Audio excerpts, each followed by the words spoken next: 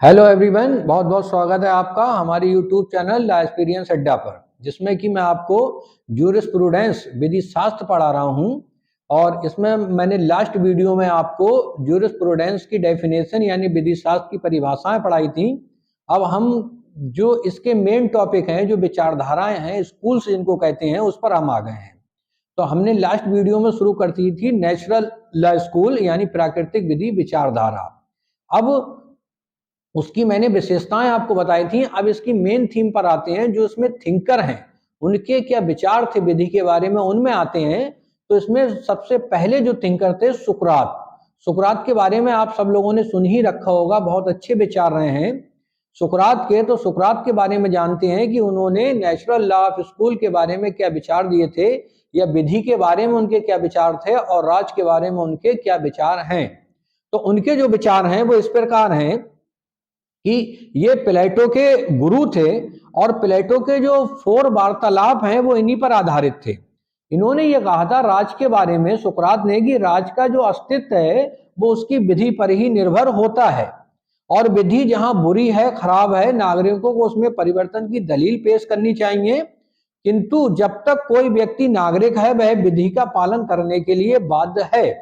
यानी क्यों क्यों बाध्य है, वो इसलिए कहा था सुकरात ने कि वो बाध्य है कि क्योंकि राज्य ने नागरिक को पाल पोस कर बड़ा किया है। सेकंड बात यह है कि यदि राज की विधि का नागरिक विरोध करते हैं तो एक जो राज व्यवस्था है वो तहस नहस हो जाएगी। तीसरी बात यह है कि विधि का अनुपालन न करना राज का विरोध है, जो किसी भी परिस्थिति में मान्य नहीं है। इस तरह से जो सुकरात हैं उन्होंने ये बताया कि नागरिकों को राज की विधि का विरोध नहीं करना चाहिए, लेकिन फिर भी इन्होंने ये कहा यदि कोई विधि बुरी है तो राज नागरिक क्या कर सकते हैं, वो सुकरात ने बताया था। तो उन्होंने ये कहा था कि उन्हें अपने अपने उसमें संपर्क में लोगों को बताना चाहिए, अपने फेवर में लेना चाहिए कि ये राज की विधि है और ये खराब है, और इसकी दलील राज के सामने पेश करनी चाहिए। लेकिन फिर भी अगर राज्य ये नहीं मानता है कि ये विधि बुरी है, तब सुकरात ने ये कहा फिर उसके बाद नागरिक को विरोध नहीं करना चाहिए, और उसे ये करना चाहिए कि वो राज्य छोड़कर चला जाए। क्यों चला जाए? इसलिए चला जाए क्योंकि वो एक तो लोगों को प्रभावित नहीं कर पा रहा है, और बाकी लोग उस विधि को मान रहे हैं। इसका मतलब वही विधि राज के लिए सही है। इसलिए जो सुकरात थे वो राज के बहुत समर्थक थे। हालांकि उन्होंने ये कहा ही था कि जो राज है वो, लेकिन यहाँ पर एक चीज देखिए समझने को मिलती है कि सुकरात ने यह कहा कि नागरिक राज की विधि का विरोध कर सकते हैं, ये नहीं कि विरोध नहीं कर सकते हैं, लेकिन हाँ फिर भी अगर राज्य नहीं मानना है तो वो क्या करेंगे, उसके बाद वो विरोध बंद कर देंगे। और अगर या तो वो उस विधि को मानने लगे, और नहीं मानते हैं तो वो राज को छोड़कर चले जाएं। इसलिए सुकरात का मेन ये विचार था कि राज की विधि का अनुपालन प्राकृतिक विधि का आदेश है। सुकरात की विधि की विचारधारा को उनके शिष्य प्लेटो ने ही आगे बढ़ाया था। तो ये मेन सुकरात के विचार थे, और इन्हीं पर जो सुकरात का नाम है वो बनाया जाता है, मतलब लिया जाता है कि सुकरात के विधि के बारे में ये विचार थे। इसके बाद इनके शिष्य हैं प्लेटो। प्लेटो ने जो विधि के बारे में विचार दिए वो ये थे, और प्लेटो के न्याय के बारे में विचार बहुत महत्वपूर्ण है। प्लेटो के अनुसार जो प्राकृतिक विधि अपरिवर्तनीय है। विधि का भाव है कि जो सदैव एक समान रहती है और सकारात्मक विधि का माना जाता है। यानी विधि एक समान रहती है सदैव, और ये सकारात्मक है। लेकिन जो प्लेटो ने जो अपने विचार दिए हैं वो मेनली न्याय के बारे में दिए हैं। प्लेटो के जो अनुसार है वो न्याय का तात्पर्य यह है कि प्रत्येक व्यक्ति द्वारा अपनी योग्यता के अनुसार अपने निश्चित कर्तव्यों का पालन करना चाहिए। यानी समाज में जिस भी व्यक्ति को जो कर्तव्य दिए गए हैं, प्लेटो के अनुसार न्याय वह है कि वह उन कर्तव्यों को पूरा करे। जैसे एक सैनिक है, वो देश के बॉर्डर पर है, उसका क्या काम है, वो देश की पहरेदारी करे। एक शिक्षक है, उसका क्या काम है, वो समाज को एक अच्छी शिक्षा दे। एक स्टूडेंट है, उसका क्या काम है, जब तक वो स्टूडेंट है वो अपने पूरी मेहनत और लगन से पढ़ाई को करे।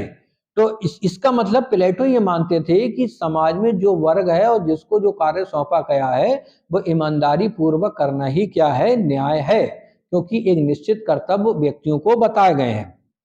आगे प्लेटो ने अपनी पुस्तक रिपब्लिक, बहुत महत्वपूर्ण पुस्तक है, इसको आप ध्यान रखिएगा, प्लेटो की रिपब्लिक, उसमें इन्होंने ये वर्णन किया है कि न्यायाधीशों को अधिक विवेकाधिकार मिलने चाहिए।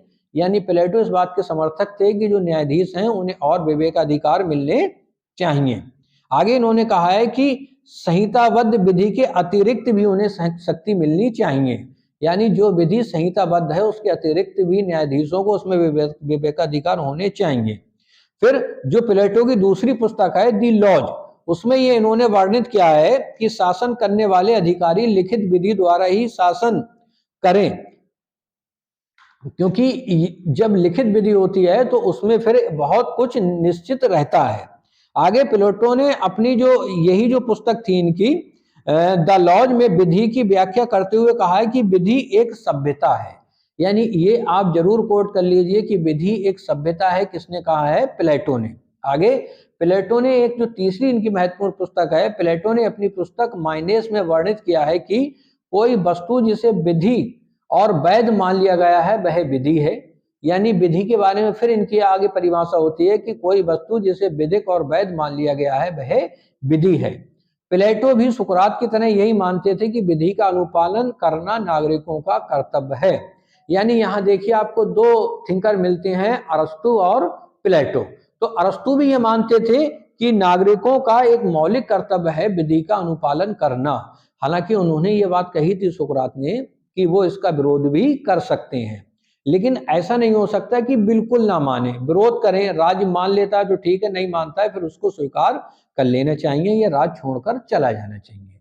प्लेटो भी कहीं ना कहीं अपने गुरु से ही प्रभावित थे और उनका भी यही कहना था कि जो विधि है राज की वो क्या है। उन्होंने दो परिभाषा दी, विधि एक सभ्यता है, दूसरी यही परिभाषा दी कि कोई वस्तु जिसे विधिक वैध मान लिया गया है वह विधि है। यानी प्लेटो ने बहुत ही निश्चित रूप से परिभाषाएं दी। हाँ, आप लोग हमारा चैनल देख रहे हैं, ये जानकर बड़ा खुशी हो रही है, लेकिन अपने दोस्तों से भी कहिए और अपने जानने वालों से कि हमारे चैनल को सब्सक्राइब करें। निःशुल्क वीडियो हम देते रहेंगे। नेक्स्ट वीडियो में मैं आपको अरस्तु और अरस्तु के बाद संत अगस्टीन और थॉमस एक्विनास, ये तीनों नेक्स्ट वीडियो में मैं आपको थिंकर पढ़ाऊंगा और इसी तरह से आपको वीडियो मिलती रहेंगी। बहुत बहुत धन्यवाद। सब्सक्राइब करिए, लाइक करिए हमारे चैनल।